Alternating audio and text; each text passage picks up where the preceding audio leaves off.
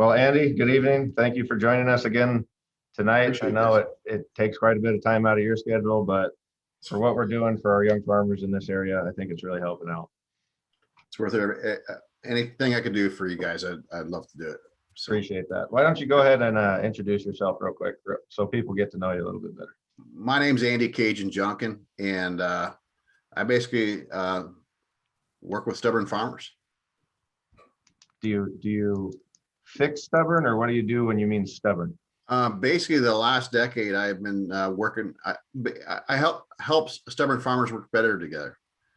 Basically, for the last decade, I've been turning around the most dire situations across North America, either farm debt cases or farm succession cases or mental health cases. I mean, they all come down to, on a lot of family farms, you got family members where everybody's butting heads and pulling the farm in different directions, and you get nowhere fast. And all I do is I get everybody on the same page, making decisions together, and get everybody pulling the same direction. So you're really working more with families than you are. I mean, does that include like distant relatives that are also involved in the family farm, or cousins? Yeah, like I mean, that? every family operation is different. I actually have a couple of family operations that basically they have a non-relative that's bought into the business partnership. But I have a lot of situations where it's either multiple generations where there's 2 or 3 generations farming together, or it's a situation where you have an uncle and nephews nephews from one of his siblings farming together. A lot of father and son-in-law situations where the daughter and the son-in-law have come to work with a stubborn father. Right. Every type of situation you can imagine, I guess you'd say. Okay. Yeah. Well, that's good to hear. I appreciate you doing it. Yeah. And I know you're not living there anymore, but I do know where you're from. You're from Canada, and I do want to say Happy Canada Day to you. Happy Canada Day to you, sir. Yeah, absolutely. I hope you're celebrating a little bit where you're at. This is yeah, absolutely. There's quite a few people from Ontario that actually watch this webinar. I know, so I just want to say hi to the Canadians that are joining us. Yeah, basically 4 years ago, I went on. I got tired of meeting girls at family reunions, and that just wasn't working out. So at 42 years of age, I went on farmersonly.com, and 4 days later, married a Michigan farm girl, and we bought a farm here in Iowa. So we're living the dream. Yeah, absolutely. Farmersonly.com. Can't speak for it enough. A heck of a Way story. better than family reunions. Awesome. So just a little bit of background on Andy. We've been doing this probably for about 6 months now. We're working on this course called Coming Home to Farm, and it's really about getting those families to work better together through all generations. Doesn't matter the commodity, doesn't matter how big your farm is. If it's a family farm, no matter the relationship, Andy's here to help. And you can find that on the website, but Yeah. it's more or less an opportunity for Washington Farm Bureau members to farm better moving forward for the next few decades and actually get along, like he was saying earlier. And Yeah. fun fact, we are planning a leadership, the YFNR and Women's Committee Leadership Conference is next winter, spring. The date's not set yet, but it's in the February to March area. And Andy's actually going to be coming out to that conference and speaking to all. Really looking forward to it. Yeah. And for sure, we're glad that this pandemic is ending, as they are telling us. And theoretically. Yeah, right. And getting back to those in-person meetings and conferences is going to be really great for our organization. Yeah, absolutely. So going back real quick, just to that Coming Home to Farm online course that you can find on our website, what caused you to create this, or how did you start in this program? I'm just tired of taking guns off farms. Like, I have taken guns out of suicidal farmers' hands more times than I've got fingers, whether it's a farm debt situation or a farm succession or a mental health situation. I mean, the root issue is that if you got everybody butting heads and pulling the farm in different directions, you got problems. And I'm tired of meeting families and them, I'm very proud that I have a lot of families getting together for Christmas because of what I do. And I'm really happy that there's a lot of families that are starting to adapt my process. Like, when the son and the daughter are 27, 28, and they've been working with their families for 5 years, and they say there's no way we can continue to do this for the next 15 years. We got to do a different way. I love helping those families, but to me, it just makes sense when you come home to the farm after college or career, that you get off on the right foot. And a lot of the root issue of a lot of these problems is that we just have a hard time transitioning from a parent-child relationship to a professional relationship. And so if you can get some common sense principles in place in your business partnership, you can avoid a lot of the strife that a lot of these families experience. Right. And right. anything you can do to take decision making within your family from good to great is going to lead to a more profitable farm and better family relationships, and day-to-day farming is fun. Yeah. Instead of frustrating. I know you've been doing this for about a decade now. Do you find that the root problem is typically in the family relationships themselves? It's not like trouble with old technology, or it's not constantly having to rehire different employees, but it's usually those relationships in the family? I mean, there's 13 ways we can look at this, and we're probably going to do 13 seminars. So I'll explain a different way tonight. One of the things that I see is just communication is a common problem. And it's such a wishy-washy word until you got a 40-year-old man that can kick anybody's ass in the county suddenly breaking down crying because of the situation of everybody butting heads and pulling the farm in different directions. And one way to look at it is, we all know the biblical story of the Tower of Babel, or Babel if you're Canadian. And if you look at Genesis 11, whether or not your Bible, you really believe the Bible is the truth, or if you believe it's a fairy tale, it doesn't matter. We all know the story where a group of people got together and they built a tower, and it went so high it went into the heavens. And then somebody said, we don't need God, we can do everything ourselves. And God came down on the earth and toppled that tower, and he cursed everybody with speaking different tongues or different languages. And whether that's fact or fiction, that's for you to decide. But the thing is that principle is that, that's been the root of all evils really ever since. Because you think about it, how many wars have been created because people don't understand each other?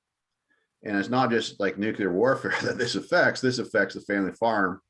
We have family members that they're all speaking English, but they're all talking, but they're not listening to each other, and they're not understanding each other. Yeah. And they're going to war with each other.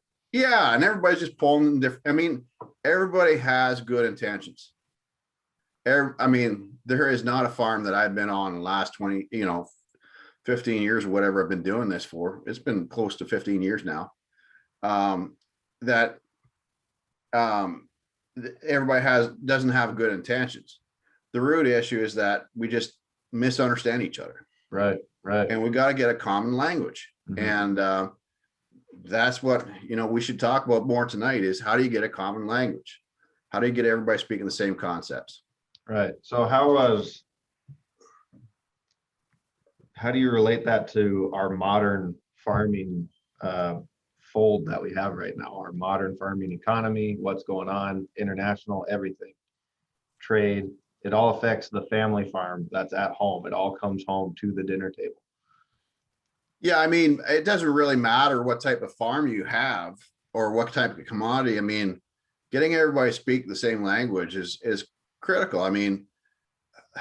20 years ago, if I talked to you about this, or you told me I was going to have this discussion tonight, I would say that that's hogwash. The only reason I got through grade 11 English is because the teacher was my third cousin, right? And he let me read Beef Cattle Science instead of Catcher in the Rye. That was, I'm the last guy that I'd ever think would think that linguistics is important to farming.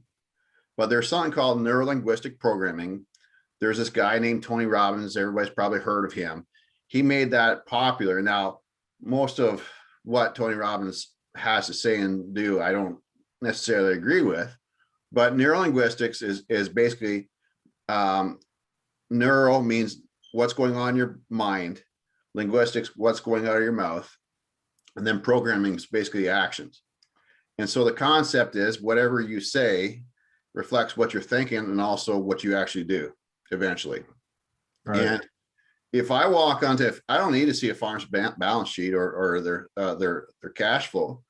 If I can walk onto a farm and get 3 people in 3 different rooms in 3 different hours and listen to them, and they talk about the farm the way they from their worldview.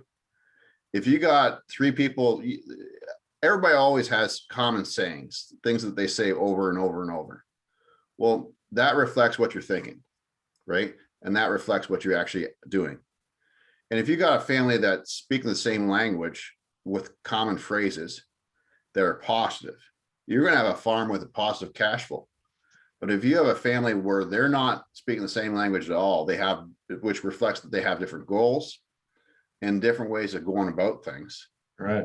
You got a family with a negative cash flow. Right. And you also have a family situation where, nobody's happy. And you want to turn around that situation. It's not a matter of sitting down and analyzing financials. And believe me, 20 years ago, I used to be all over that, right?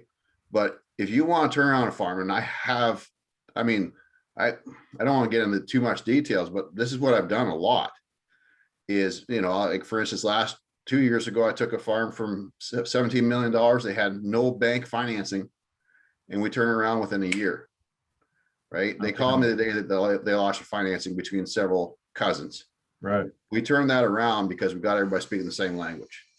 And now they're actually investing in new businesses.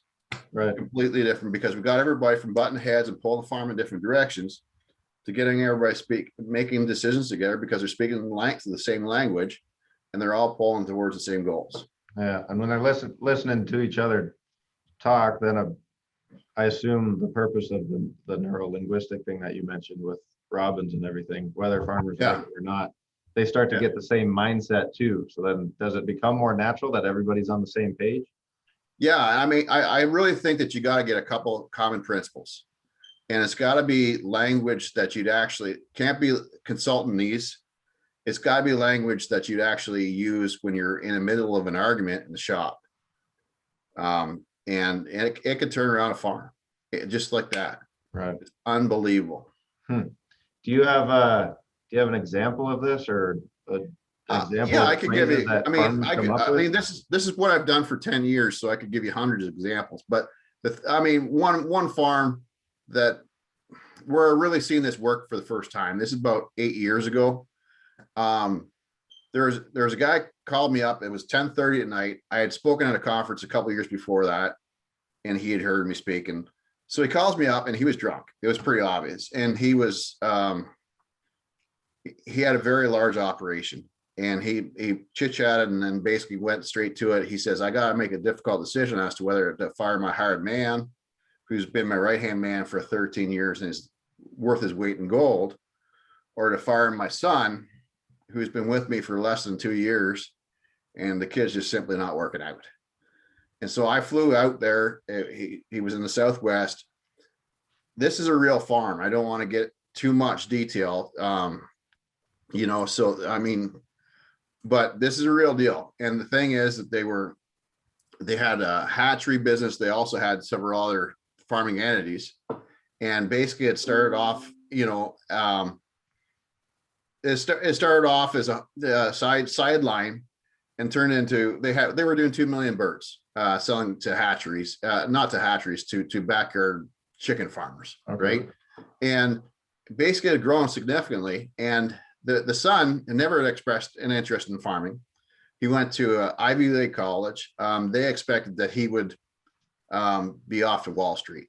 Well, he was doing his MBA. He did a business plan. Turned out he really took an interest in, he did a business plan on the farm, and the father, will call him, what will we call him? We'll call him, what do we want to call him tonight? We'll call him Jack. Okay. So Jack. Yeah, that works. So Jack, the thing is, Jack, he went and built, did an expansion, and Doug we'll call Doug the son. Doug basically said, I'd like to actually run this hatchery if you don't mind. And father was blown away. So Doug took over, and Jack had always worked alongside the employees, and he was the hardest worker on the floor. He was in his 50s, Doug took over, and it was a completely different approach. He had an Ivy League college background. He basically told the man what to do through protocols. He went straight up to the office. He'd look through the one-way glass, looking over the floor, just had a whole different attitude towards management. And that just didn't sit well with the men that worked for him. And they started losing employees. And Jack had always had good employee retention. And then the employees called the son the frat boy. And like one day they were supposed to start a hatch at 4:00, and he didn't show up till 4:25, and the employees were sitting in the parking lot for 25 minutes waiting for the boss to open the doors. Right. And this was in July. It was a hot day. And here Doug was sitting in an air-conditioned office, and he fell asleep behind the computer watching YouTube videos. And Bubba, the hired man that was the right-hand man, walked in, knocked the boy off the chair. Right. Pretty upset. Right. Right. And that's what led to the altercation, and just completely different worlds collided, I guess you'd say. And so what, I mean, I know you're getting to it, but was it more of an issue between the right-hand man and the son, or was it more of an issue between the dad and the two relationships that he had to settle between those two? I think it was both, really. I mean, it was just as simply the way that the son had always, the way that what made the farm successful, the son just didn't get it. He just didn't get it. And so I flew out there, and he complained to me about how the employees were not listening to him. He was their authority over them. They should listen to him. They should not be calling up his dad every time they had a major complaint. He was their boss. And, I kept on asking him questions. I had a blank piece of paper in front of this Doug, and basically had him write him stuff down. And respect was a big issue. So I got him to write down the word respect. And then we got to talk about why did the employees respect their father when they didn't respect Doug? And we got into it. And after basically an hour, it drilled down to one line. It was, you've got to earn your respect daily. And here Doug had been showing up late to work, and was the first one to go golfing and leave the employees to finish off the day. And he had not earned the respect. I mean, he had the authority, but he didn't have the men's respect. And he had to earn their respect every day. And, that just completely changed his behavior. He actually got respect on his wrist. No kidding. And yeah, he did. One line. Well, earn respect daily is what he got written on his wrist. Okay. And that when he went to hit his alarm clock, he stopped doing that because he could hear his dad's words ring through his mind. And it just completely changed around both his relationship to the men, and there's a few women working there as well, as well as, with his father. I mean, just completely changed his whole attitude. He was the first one to work, last one to leave. And that farm's gone from 2 million birds to, I think they're at 9 million birds now. They just did another expansion, and they have the ability to go to 11 million birds if they need be. They've expanded 3 times since I've known them. Wow. And it was all because of one. I mean, there was other factors, but one line really changed that whole operation around. It's unbelievable. That's impressive. That's impressive. And yeah. And he's not sleeping in anymore. He's actually showing up. He is most driven. I mean, he plays golf, right? He has a good social life. But he really is a driven individual, and he was entitled, but one line really changed his whole psychology and changed the relationship between father and son. I mean, the father doesn't take his relationship with his son for granted either. He works hard to earn his son's respect as well. Right, but you had to help him figure it out himself. It's not like you showed up and just told him what to do. Absolutely. Right. And so, I mean, every farm is going to have different challenges, and every farm is going to have different language. And I think what's really important is that you really adapt a language that you would actually use yourself when you're in the middle of an argument in the shop. Right. And, when you have a situation where quite often I get called out situations where there's a 25-year-old nephew and a 60-year-old uncle, and they don't see eye to eye. Well, how you sort that out is you get them using cuss words that reflects like get her done, right? Get an actual, language that they would actually use day to day. Right. And that can just turn around a whole farm. Interesting. I Yeah, know, I mean, going back to the whole wake up on time and get outside and start choring and stuff. My yeah. dad tells stories about growing up on the dairy, and whenever he didn't wake up on time, he got cold water thrown on him, sort of thing. And I can tell stories of when I didn't wake up on time, dad was throwing rocks at my window. But eventually you do. I mean, I got to the point where I understood calves got to be fed at this time because the milk is still warm, and then that keeps everything moving forward. And corral's got to get scraped at this time because that's how the herd's moving through the parlor and all that stuff. So I used to sit, I mean, this is about 13, 15 years ago. I remember one friend that I had from college, and he had a $40 million farm. And I was so jealous that his dad was bending over backwards to get him into the dairy industry. And this guy had a hard time getting out of bed in the morning. And one day in particular, I mean, basically I bought him 2 alarm clocks, and we set one up in the kitchen and one in the bedroom. Not by the head of the, but on the far side of the room. yeah. But the thing is that didn't work. And I sat at the end of the laneway, and I thought, oh, okay, so he's supposed to be at the barn by 6 o'clock in the morning. I'll show up at 5:45 a.m. and just see if he's actually showing up to the barn on time. It was almost 8 o'clock when he obviously his brothers were upset. And there was a reason why I was sitting at the end of the laneway, waiting for him to drive to the farm down the road. And I thought yelling at him would work, right? I mean, obviously, he was a friend of mine as well as a client, but it didn't work. And motivation is a huge factor, but it's absolutely useless unless everybody on the farm has the same motivational factors. And that all stems from getting a common language.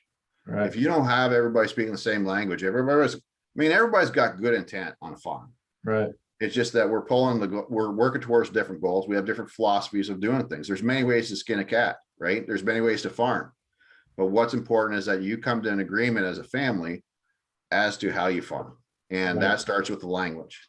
So just for example, and just to kind of pick your brain on it, if everybody's always on the same page, does that lead to more or less having yes women or yes men just saying, okay, yeah, we're going to do this?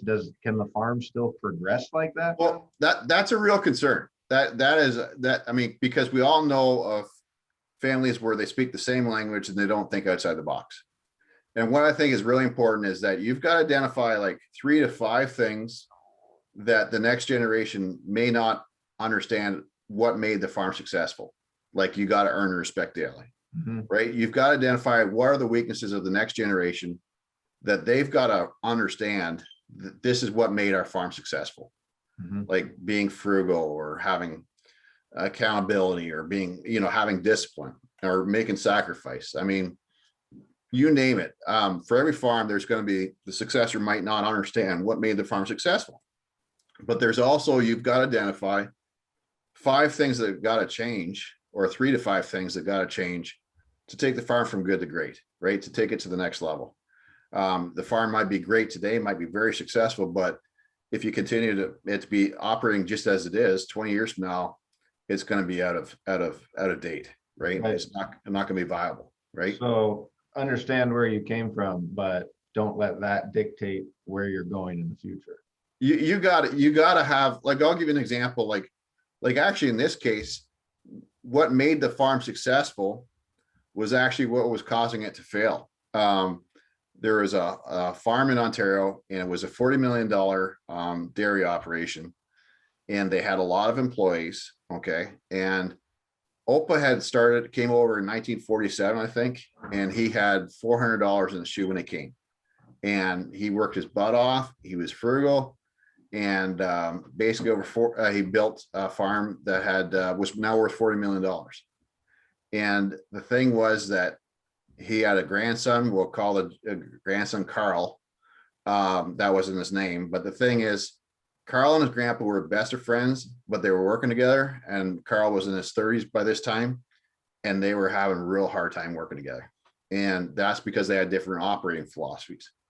And one day Carl had a breakfast meeting.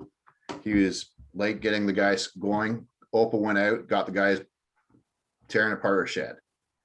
And Opa was, I mean, that's what Carl called and said, Opa, can you get these guys started? Right. Opa said, no problems, right? And Opa's sitting there on the tailgate and he's got this mason jar. And Opa had some health issues, but he was sharp as a tack. And he had some health issues and he had the guys putting nails, straightening out nails and putting them in a mason jar. Right? Because he was frugal. I mean, that was what made the farm successful. They had built a whole barn, I think back in 78 with, used nails. Right. And Opa laughed and told everybody he was very proud of that. Right. Pinching pennies. Right. But the thing is, 2 weeks before, I had been on their farm and we had come through these, come up with 10 commandments, 5 of which were what the younger generation had to realize what made the farm successful, and 5 things that had to change. And one of those things was we got to stop pinching pennies and focus on the dollars. And Opa at that point thought, this is a waste of our time, right? Why am I paying this consultant? And I would have thought the same thing 20 years ago, right? Absolutely. But the thing is that this grandson showed up. He says, Opa, we got to stop pinching pennies and focus on the dollars. He says, each of those guys is worth $15 to $25 an hour. We've got 5 guys and they're losing half their time straightening out nails, and we're going to lose half our dollars. Right. Trying to save $5. Yeah. Wasting tons of labor money on minuscule things. Just go to the hardware, pick up some new stuff. It was just different philosophy, right? And that was what was necessary. Now that they were no longer just a one-man show, right? They had to operate in a different way. And if they didn't have that one line, I mean, Opa just thought for a second and he got red, and then he actually smiled because he understood what this grandson said, because they had agreed upon that language. And I think that's what's really important, is that you've got to agree upon that language. So when you say a key word and you agree to that 2 weeks before, then you understand what the other guy's saying instead of trying to argue about things. Right. Yeah. And if you have a few agreed upon principles, it's amazing where you can be in a year's time. It's absolutely critical. It's unbelievable, actually. And sometimes I can think of multiple examples. It's not necessarily huge actions that are going to save you the biggest money. It could be a little tiny technology improvement, or it can just be the structure or the timing of what's going on the farm. These little arguments that you have day to day, that's where my falls between the cracks. Yeah. Right. So. And it doesn't, I mean, with your example, it doesn't sound like it matters whether, because you're saying that was grandpa to grandson, it doesn't matter how old the next generation is coming in. You still have to have those same conversations and get people together and thinking the same way. Even siblings. I mean, even twins, actually. I've had a case where there's a couple cases of twins, right? Getting them to agree on the same principles about how we're going to succeed is absolutely critical in order to realize real success. Yeah, interesting. Yeah. So for farm families listening, what can they do to try to start to implement some of this on their farm? Well, I mean, I'll just go to my website, agriculturestrategy.com, and I'll send you a book. I don't care about making money. I mean, I'll send you a free book. You can buy it for $20 off of Amazon, but I'll mail you a free book. It doesn't matter. But in the back of the book, first of all, explains this so that you can get the concept in full. But then at the back of the book, there's like 50 different commandments that kind of get you started. So you can go through and you can identify, these are things that made us successful in the past. We need to continue them. And then you identify, 3 to 5 things that made you need to change in the future. Right. And what I suggest you do is you go through it, and then your family members go through it. And then you just have a discussion, right? And what's critical is that I have 50 suggestions. A lot of families use that as a good starting point for that conversation. But the 2 things I really want you to think about are making sure it's in the language you'd actually use. I'd really encourage you to cuss if that's the way you guys operate. If cussing makes it memorable, it's really important that you don't have a meeting and come up with 10 things and then 2 weeks later forget them. Right.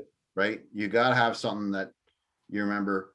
And then you also post it throughout the farm on a sheet of paper above the toilet, Yeah. right? So everybody can, men need to be reminded about these things more often than ladies. So, but the thing is, if it gets internalized into your brain, then when you and your family members have a conversation or a disagreement, it can be a game changer, that conversation. Instead of being like Opa and Carl, Opa would have driven off for 3 days and never talked to his grandson because he was upset. But because they had that language, it was a 30-second conversation and the rest of the day went well. Right. And their partnership has been very successful. I mean, Opa's passed on since then, but I mean, everything's good on that farm because the last few years of Opa's life was great farming with his grandson, instead of them butting heads for the time that was left in Opa's life. Right. Good. So talking about your book real quick, how does that compare to the online course that you've put together that our members have access to?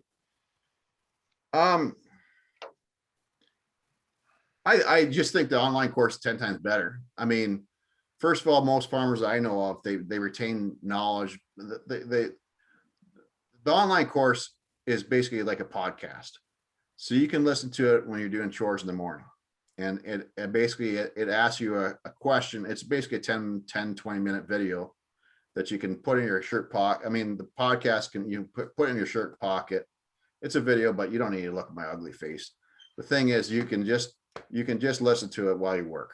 And I had one guy, he was doing TMR. He mixed feed every morning for the cows, and he listened to it every day. Yeah. And so there's 15 segments.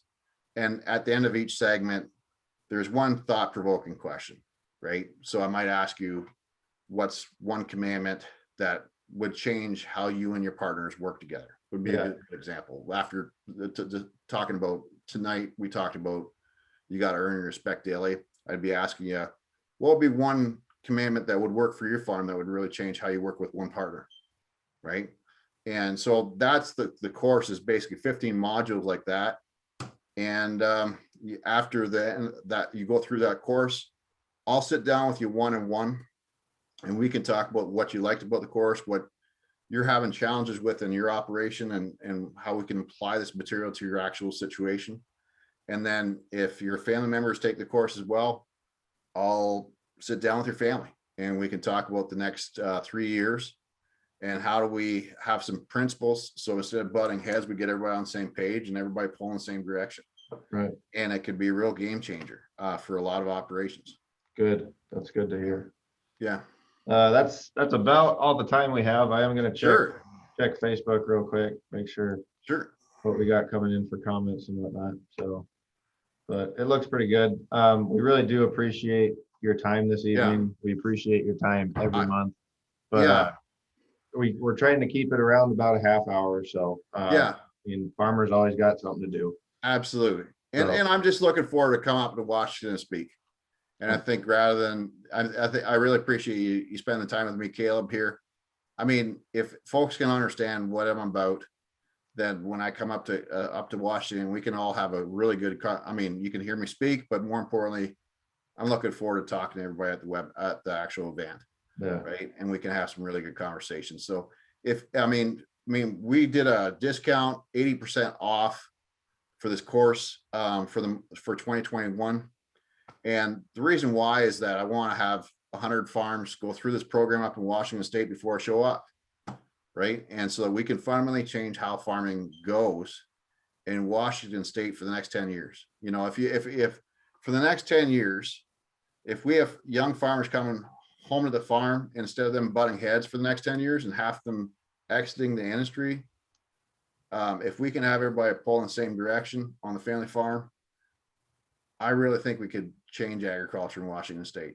Of course. And I think so too. So, anything I can do I mean, I'm in this to help as many farmers as I can. So if there's anybody got any questions, give me a holler anytime. I work with farmers in 21 states and 4 Canadian provinces. So it's no big deal. Awesome. Well, we appreciate that. Hopefully you can help us cut down on that statistic. We just got we're losing between 2011 and 2021, so the last 10 years. we lost 4.92% of farms in Washington State. So we're really trying to help our members not become part of that statistic. And it's, I mean, the thing is, if you've got a family that's butting heads every day, half the farmers will leave because of the butting heads, and the other half will not be economically viable because money's slipping between the cracks. Mm-hmm. You know, and there's a lot of good, when I was growing up as a kid, there was a complaint that there was no young farmers getting into agriculture. And we can't really change that. I mean, if a kid wants to go off and be a doctor or a lawyer, that's great. But the thing is, we're losing at least half the potential family farms where the kid is really die-hard farmer, like I was. We have a lot of farms, young farmers with potential exiting the industry because of the frustrations that we talked about tonight. Right. Okay, so let's save family farms together. Absolutely. Share this video with, if you like this webinar, share this video with the folks, other folks that didn't get this video. And August 5th at 7 o'clock Pacific or 10 o'clock Eastern, we're going to do another live webinar. So yeah, Sounds every good. Thursday night, the first Thursday night of every month. Yep. Keep the conversation going. Yeah, absolutely. Well, Okay. We appreciate it, Andy. Thank you. Thank you, sir. You take care and happy Canada Day. Absolutely. Bye.